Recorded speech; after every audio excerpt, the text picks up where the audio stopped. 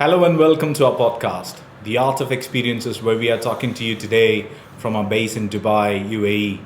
We are the guys who have created, enjoyed, designed, and choreographed some of the best experiences in the best locations around the world. Today we will be podcasting episode 11 in our new series, The Art of Experiences, where we will be discussing what it means to be a design guardian. We are Nick, Ravi, and Arjun. We are designers, architects, and techies. Above all, we are on a journey to tell the wider world why some experiences just work and some do not. Well, guys, it's great to be here, and thank you very much. I'm really looking forward to the conversation today, which is going to be led by Arjun. So our listeners will hear a little less of me and a lot more of him, which is no bad thing. We did promise you this week that you'd see Dominique, and she very liked this. Someday, Dominic will be on the opposite end of the It's an old Chinese proverb, but I'm not going to tell you what it is. Right, over to you, Arjun. Okay. So the topic today is design guardianship. So the first thing, I'm sure anybody can guess what it means to be a guardian. And when you coin the terms together, design and guardian, you guessed it right. You know, you're being the protector of the design to make sure that every single element, every single aspect and every single thought that has gone into making the design is not diluted during construction. So that's the whole role that a design guardian takes, especially during the construction phase of the design. But I would like to take one step backwards, and I would like to start this entire conversation from the design development phase. Okay. Because most of the time you find the people who develop the design to be the design guardians, but many a times there are independent consultants who are appointed as design guardians to ensure that whatever is the tender drawing, whatever is the tender specification, is what the contractor is executing on site.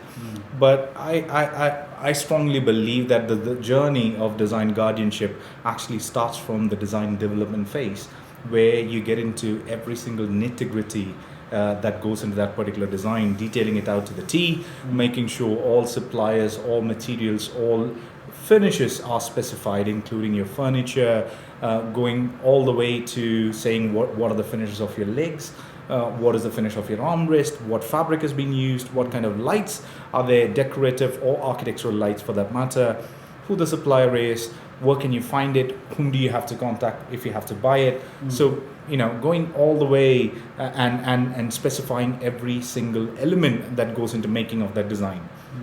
And then the next phase is when the person steps in and make sure that the contractor has actually priced for all these elements in the tender as per the tender specifications, and making sure that they have understood the design right.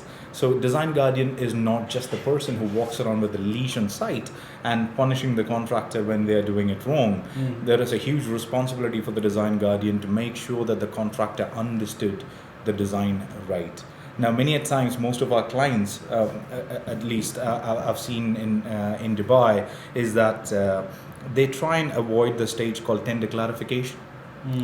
They just to save time, probably because they tender it a bit later, or there are XYZ reasons why they would want to skip that particular step, but they would all kind of skip that step called tender clarification and directly ask the contractor for the price. So the contractor is a bit in the dark when it comes to certain elements of the design. They would assume certain things, and then they would go ahead and price the tender.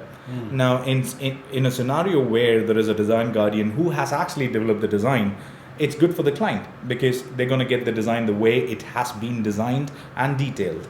But if the scope of the work of the designer ends at design development and there is no design guardian, then there's going to be a lot of back and forth between the client and the contractor, because the contractor definitely is going to have a lot of questions and the client may not be in a position to answer all of them. Interesting. I mean, I've got some questions, Arjun, about what you said, if that's okay. I think perhaps it will be helpful for our listeners to understand what a normal development stage is for a physical design project. You're talking about design guardianship. Correct. In respect of an architectural project. Correct. So that's question one. And question two is about the design guardianship specialism.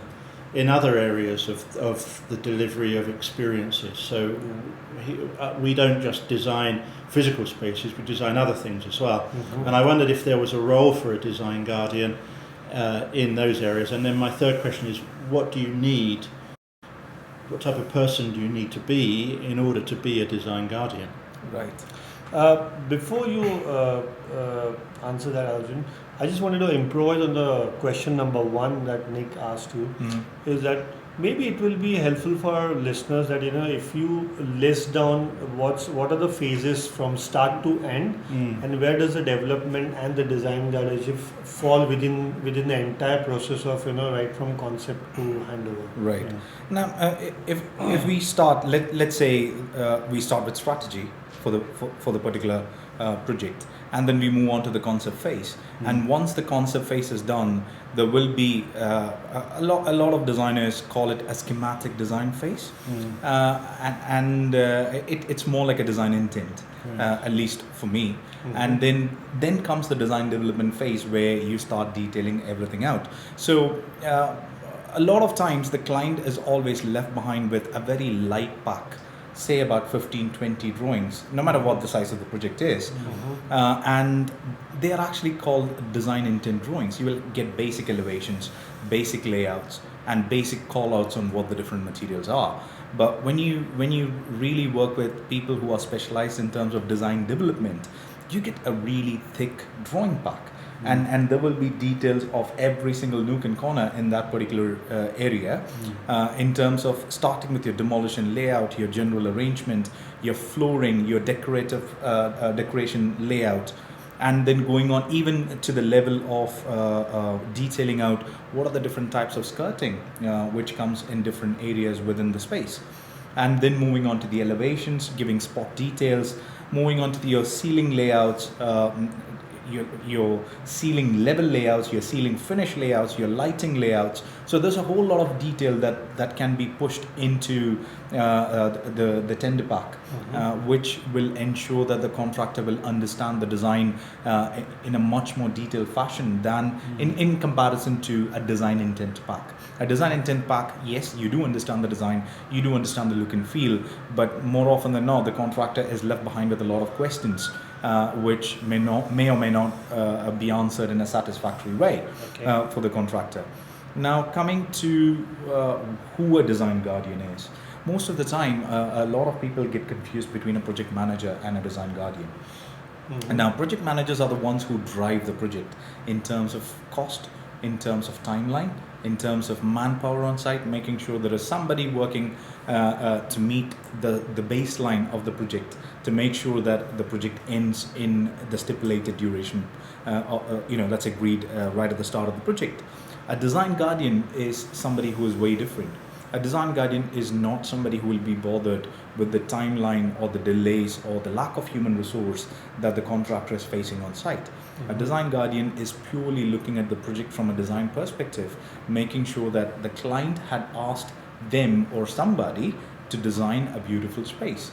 It could be a medium spec, it could be a low more often than not, when it is getting detailed to that level, it's either a medium or a high spec project. Now, the design guardian ensures that whatever the site conditions are, the particular design suits that site condition. Now, if there is any sort of surprises that come on the way due to XYZ factors that is not being part of the documentation process before the design was done, design guardian is the one who would give a viable solution to the client and to the contractor.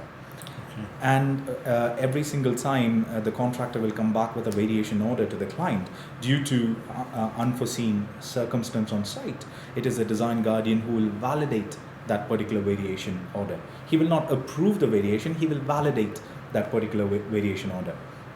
And he's the person who ensures that right from the partition setting out to how the floor tiles are being laid, what is the starting point of your setting out of your floor tiles, to the various different finishes that goes on the wall, to your ceiling heights, to the finishes of the ceiling, to checking your RCP, which is the reflected ceiling plan, and so on and so forth. So they get into details at many different levels during the duration of the project. So the way you're describing the function of a design guardian and everything seems like that person has to be a detail-oriented person. My question is, Arjun, is how much percentage of that? If we are able to divide that, I know it's a difficult mix to have, but how much percentage of that 100% of a person needs to be understand or needs to be a designer? How much percentage he needs to be a construction manager? Yeah. How much percentage he needs to be a project manager? And how much percentage he needs to be a negotiator? Oh, that's a Because that's I a very believe, I good- think Yes. design It's all of guardian the is skills, a isn't it? combination Yeah. of all these things, and you Correct. use these skills in some way or the other. Some more and some less, Correct. depending on the scenarios and circumstances. Definitely yes. So yeah, I mean, how do you perceive a design guardian I mean, person should be? I would start answering that question with a statement that most of the time you find a lot of designers who can come up with really gorgeous designs, really beautiful designs, use of latest materials that you can see with a lot of technology embedded into their design. But one of the things that they lack is site experience, where they stop at concept. Now, if you go back to them and ask them, how do you implement this particular design? Or if the contractor is facing an issue in terms of implementation, they are seeing something new, and the contractor himself is not sure what is the approach that he should take. So usually what they would do is they would raise an RFI, a request for information, to the consultant. And an experienced person who have had both the design as well as the site experience is the person who usually takes lead in that design guardianship role, because he has to help the contractor find solutions. And it's not by just explaining the design to the contractor, but also suggesting ways on how to tackle the various hurdles that can come on the way. Either the contractor is not sure about the construction bit. Yes, he can construct anything and everything. That's the reason why he's a contractor. But what he's not certain about many a times is the approach that needs to be taken. That's one thing. Second thing is, as a design guardian, you also need to be sure about when you suggest solutions. You should not be suggesting a really expensive solution to the client. Anybody can come and give a really expensive solution to the client, but working with the contractor and making sure that without losing the essence of the design, you try and find a very amicable solution based on site conditions is exactly what a design guardian should do. Now, one of the key things, coming back to your reference as a project manager, there are projects in which you have an independent project manager who is driving the project. At that point of time, the design guardian is purely a design guardian. Yeah. But at times, it's the design guardian who leads the project from the client side, flagging various delays and flagging various issues. So there has to be a balance that has to be attained between project managing and design, being a design guardian for that particular project, because both of these are actually two separate routes. If you move too much into the project management side of things, then you're purely looking at the process and the result. When you move too much into the design guardianship role, then you're purely looking at the quality aspects of things and how to achieve that particular design. When you strike a balance is when you know the solution needs to be found in the next 3 days, else the project is going to be delayed.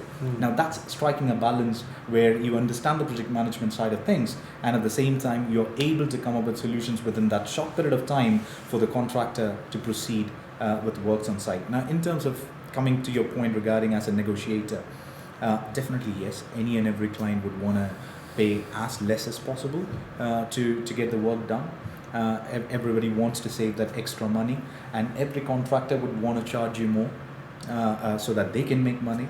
Now, here is the design guardian who is well experienced, who is seasoned enough to understand all these different nuances that happens on site every single time there is a variation that's been raised. So you have to strike a balance between your client's requirement, understanding where the contractor is overpricing for that particular item, at the same time looking at it at all from a design perspective, and understand if that particular variation that the contractor is charging is it necessary, or can you live without it. Now, if it's necessary, then what is the best way to understand and negate that variation if possible, or find an alternative solution to bring down the cost of that particular variation. So more than negotiation, it's not just thrashing the contractor down to bring down his cost, but it's also about helping the contractor bring down the cost by finding alternative solutions. Okay. So, Arjun, I mean, it's really interesting what you're saying. It sounds like we didn't answer the other question I asked about. Sorry. There were too many questions. That's okay. I'd almost forgotten it. But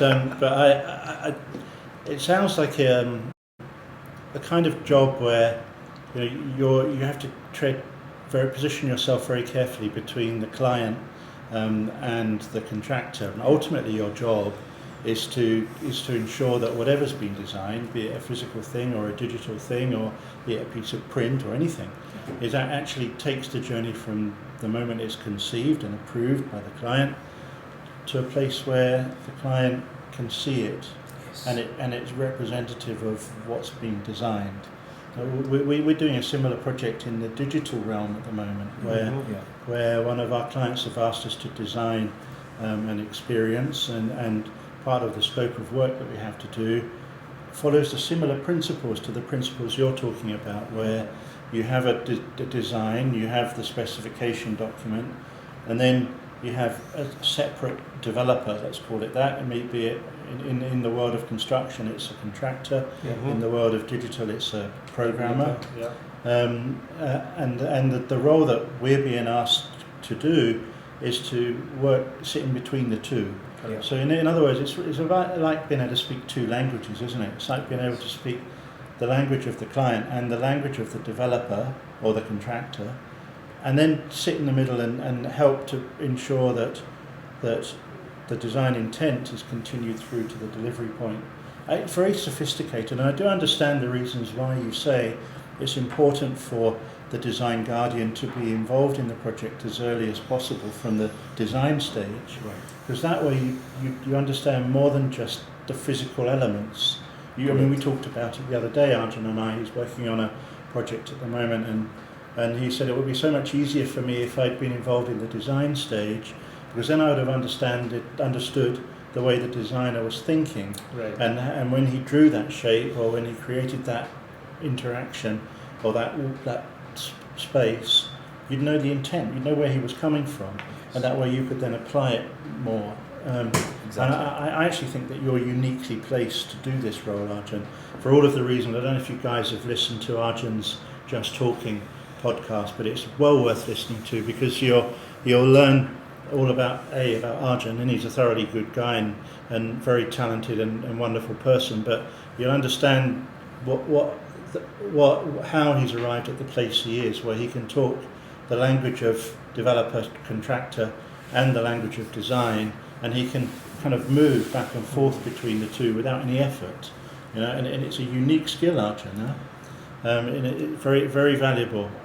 I do believe it takes quite a sophisticated client to understand that they need this, and in some markets, particularly in the developing world, as essential as it is, rather like strategy, funnily enough, it's one of those things that when it comes to looking at the project cost, it tends to be something that is slashed, and the investment's not necessarily there. Yeah. And where I come from is a place where I think it's the most crazy thing you could possibly do.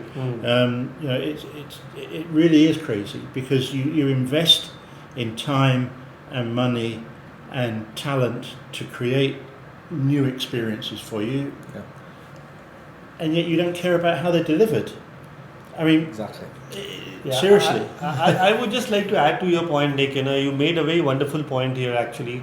Design guardianship as a business. Yeah. And often we have seen. I'm not sure if our listeners know that, but we are also into a business of design guardianship, and we've been doing this for many years. Yeah. And often we have seen that the clients realize the importance of design guardianship only after it is delivered. Yeah. And before that, it's a normal or a standard understanding that either the designer who is a strategy and a concept designer will take care of it, or the contractor will take care of it, But it is very important to understand that to have an independent third-party consultant to understand not only the design part of it, but also to understand how the construction happens and what are the constraints in the construction, and they are for real. Yeah. You cannot get away from the constraints of the construction. We have to work around it. And this is what exactly the design guardianship is all about, to work within the constraints, but at the same time maintain your strategy, maintain your design intent, and deliver that experience, the end experience, which will then actually help the ROI for the client's business. Absolutely. Because ultimately the client is doing this to enhance their ROI, or maybe enhance their footfall, or enhance the brand presence. And if it is not done in the right way, in the correct manner, then it's not going to end up where it is supposed to be.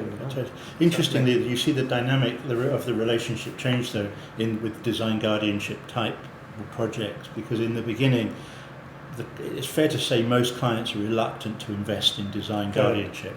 And if they don't, then they end up in a place where they have something that, quite frankly, most of the time doesn't look anything like the design that's been done, because loads of people get involved, things get cost cut, things get changed, and it's, I always use the image, I'm sorry, it's very sexist, I'm sorry, but it's rather like a beautiful person. They look beautiful, and all of a sudden something happens to them, and if you make a few changes, they don't look as beautiful anymore. And this happens. Or they probably start talking. Yeah, or they start talking. Yeah, oh, that's right. You see a really impressive-looking person, and they open their mouth, and the verbal diarrhea comes out. But so the relationship at the beginning is often challenged, but then as the journey continues, and you know this better than me, Arjun, you do a fantastic job of managing and being a guardian of the design for many clients around the world. As the project develops, you see the dynamic change, and at some point the whole relationship flips. And when the client realizes that they're going to get what's been designed for them because of the small, tiny additional amount of effort they put in, or small investment in making sure that somebody like this wonderful man here comes onto their site, or oversees their program, or is involved with their digital experience. Because he's been involved, they get what they paid for at the beginning. And I've seen it work the other way, where people have said, "Oh, we don't need a design guardian," and you see what's produced, and it's a pile of poo. It's rubbish. And then they look at everyone and say, "Well, why isn't it like the design?" Well, the answer's simple. Get a design guardian. Get it done properly. I think it's a long. I think it's time that I think design guardianship should be recognized as a proper design vertical as a part of the industry. Because it is so important to understand that when you talk about concept designers and strategy, they work in a certain manner, they function in a certain manner, and when you talk about design development and talking to the contractor, at the same time understanding the ethos and the essence of the design that is been done by the designer, it takes a special skill to develop that, and it's not like you develop it right from the day one. Nobody's a design guardian from day one. Over a period of time, that design guardian person must have donned various hats, right from a junior architect to junior designer to product designer to graphic designer, to understand the whole gamut of everything, how it functions, and that's exactly where the value comes into picture. Yes, definitely, yes. One of the points that I wanted to add, Ravi, sorry that I didn't mention this earlier. When you were talking about being the negotiator, there are a couple of points that I want to add here, what the design guardian actually does. So one of the things, not every client would again request you to do this. Only clients who are very specific about the design and the end results, and they are aware of the fact that what is the kind of value a design guardian is going to add, they are the ones who choose to do this. Is when the tender comes back from the contractor, one of the key things that they would ask you to do is analyze the tender for you. There are a lot of people who would do it, analyze the tender and tell you who is the best value for money. There are a lot of, even project managers do it, but a design guardian looks at it from the perspective where, have they undercut somewhere in terms of materials? Have they priced for what has been specified? Have they overpriced something which actually does not cost so much? So there's a whole lot of level at which a design guardian operates in comparison to a cost consultant, or for that matter a project manager, who can just quickly put together a table saying that contractor 1, 2, 3, 4, these are the comparison points, these are their strength and their weakness, and in terms of costing, this is where they stand. Anybody can create a table that way. But then the design guardian looks at it, looks at the entire costing from the design perspective, and then gives his feedback. That's one. Two, a design guardian is actually better placed to negotiate with the contractor, because during the design phase he knows every single material inside out. He would have got in touch with each of those suppliers, understood what is the cost of the material, understood what is the cost of installation. So he has the complete package already with him, and he is in a place to even forecast what should be the budget for that particular project, which goes into the capex for the client. And when the contractor comes back to you with 30 or 40% higher figure, you already know that we understand that you're here to make some money. We don't have no issue there. So whatever that percentage is yours, you can take it. But then why the additional 20%, or why the additional 25%? So that kind of negotiation only a design guardian can do, not a project manager or not a cost consultant. The cost consultant can tell you what is the cost of each of these materials based on the market rates. But then there's a whole lot of other items that go into the background when that entire design translates into construction phase.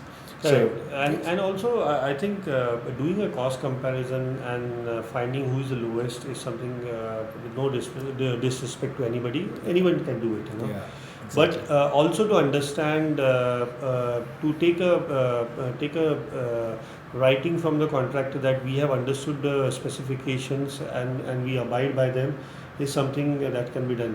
But to actually verify whether the contractor has really understood the specification and has he quoted understanding the specification is something I believe a design guardian adds value, you know, because ultimately at the end of the day, if the contractor is quoted low and he's not understood the specification, although he claims he has understood, he is going to compromise during the execution of the project. Exactly. And that's exactly the end product is going to be compromised. Yeah, I agree. And one point that I want to add there, Raj, is the point that you mentioned right now exactly gets reflected during the shop drawing stage, because it's again the design guardian who has to review the shop drawings. And if the design guardian has reviewed the commercial offer by the contractor during the shortlisting phase and understood what he has quoted for, you can exactly reflect the mistakes that the contractor is going to make during the shop drawing phase and say that, sorry, this is part of your BOQ, why is it not part of your shop drawings? So the detail what you're proposing or the finishes what you're proposing is not as per your own commercial offer. So I don't think a project manager, no matter who that person is, he might be amazing in driving that project forward and making sure that it ends within the stipulated time, but I don't think he is poised to understand what the design essence is, what has been quoted for, and how to implement that on site. I think, like Nick said, Design Guardian is at a very unique spot, hand-holding a lot of stakeholders and educating a lot of other stakeholders, and when needed, takes out a whip and makes sure that everything happens proper on site as per design. I think Design Guardian is at that very unique spot in that entire project cycle. It's like somebody that speaks multiple languages, Arjun, actually, isn't it? I mean, you need to be fluent in all languages, and you need to be able to sit in the middle and make an objective judgment about the design, about how it's going to be delivered, and what the tolerances are in terms of the variation from the original design and the final product. Correct. And that bit, I think, is something that it's difficult for clients to actually articulate. So, for example, if we sat down and we were to talk to our client in Saudi Arabia that we're working with at the moment, and we were to say, well, let me know to what extent you're happy for the original concept to deviate. Correct. Between the concept and the construction, they'd say, well, zero. Yeah. The reality is that never happens. Yeah. So the language of the design guardian is one whereby he has to explain that to the client. Should not worry that everything's going to be okay, that the design is going to end up looking just like it's been designed, although there may be some changes, but the DNA is the same. Correct. Maybe you're the guardian of the DNA rather than Correct. the guardian of the design itself. As long as it feels the same, Correct. then in every aspect, as long as it feels the same, then I think you're onto something. And there's a very definite return on investment for clients. And the number of projects, as we've said before, where we've seen the huge investment in the upfront stuff, the design, the strategy, the concept, all that stuff, where we see it fall flat on its face as soon as it's built, because nobody's bothered to invest a small amount of money in making sure it's delivered the way it's been designed, it happens in more cases than it does not, I would say. And that's a disgrace. And a simple comparison between whatever the fee might be getting charged for design guardianship as compared to the amount of money that is spent on the construction, as compared if the design guardians are not there, the money the client will lose because of the compromised product at the end of the day is simply, it's mind blowing, I would say. The fees turn out millions, to be 0.01% or 2% like that, Millions, So there you go, it has to be a recognized field, I agree. I mean, it's a very interesting topic, guys, isn't it? I mean, it's one that I don't know if our listeners even knew that such a thing existed. So, I mean, we've talked a lot about some quite technical aspects of what design guardianship means within the spectrum of what we do here in our little business and in our daily lives. But I'm sure you guys will have questions. It's a topic that's fascinating. It's a new area. It's a niche, if you like, within a field that's very well established, but it's something that is without doubt going to become more and more important as companies become more about the experiences they create, and they pay vast amounts of money to people like us to create those experiences for them. And it's going to become more important about owning that to the end, to the destination. And I'm sure we're going to see a lot more conversation around this area. But again, coming back to what you said, Arjun, you have to be a very particular type of individual to be able to do this well. You have to understand, you have to have been a contractor or a developer or a designer or an architect or worked on a drawing office or done coding or done this or that or the other. You have to have done them all to be able to speak, to be able to do this well, so that you know what the parameters are.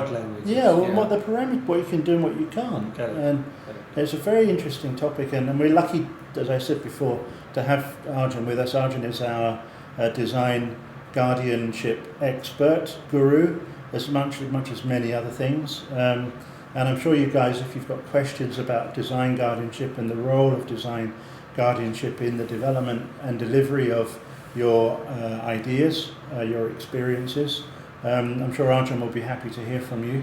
But this is something to watch, and it's a fascinating topic. Thank you, Arjun, for sharing your thoughts with us today. Thank you so much. It's a topic that we can actually speak about all day long, isn't it?